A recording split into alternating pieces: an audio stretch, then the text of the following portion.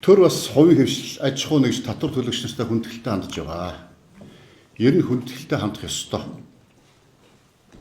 Ёстой. Яагаад гэвэл тэд баялаг үтээж байна, татвар төлж байна, ажлын байр бий болгож байна.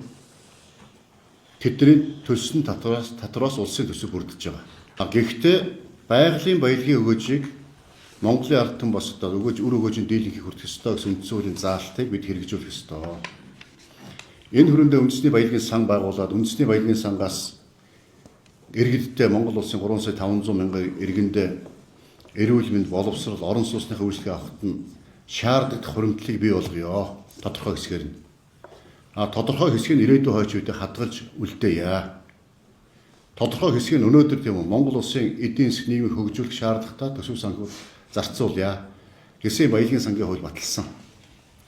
Энэ хуулиар бид хэрэгжүүлэх гэж байгаа.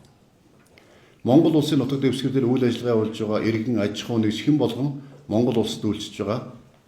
Энэ үндсэн хууль болон үндсэн хуультай нийцж гарсан бус хууль тогтоомжийг биелүүлэх үүрэгтэй.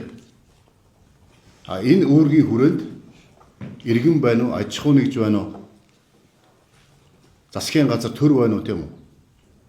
Аль аль нь хуулиа биелүүлэх ёстой. Бид хуулиа биелүүлээ харилцан хүндэтгэлтэй хандъя.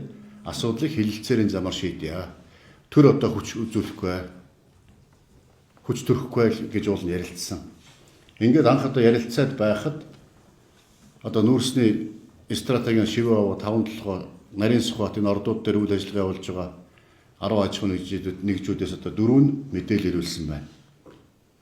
Энэ мэдээлэл ирүүлсэн 4 компанитайгаар хилцлээ цааш нь үргэлжлүүлээ. Энд ирж суучаад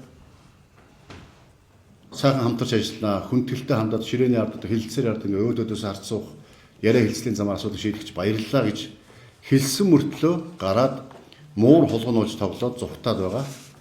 Энэ 6 аж ахуй нэгжид тодорхой шаардлага ашигт малтмын тухай хууль заасан тодорхой шаардлагууд байгаа.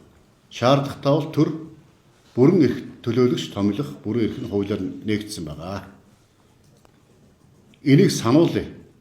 Тэгэл өдөр хоног арга цагаал хэдэн засгийн газартаа хэдэн их уралцаа ингээл арга цааж явсаар өдөө хүрсэн баг. Одоо ингэж бие биенээ хуурдаг муур холгонд болж тоглодог энэ цаг хугацаа одоо өнгөрөх ёстой, дуусах ёстой. Байгалийн баялагын өгөөс хүртэж байгаа бол яагаад Монгол улсын 3 сая 500 мянган иргэндээ бас хамтаа хуваагаад бас хүртэж болдоггүй юм бэ?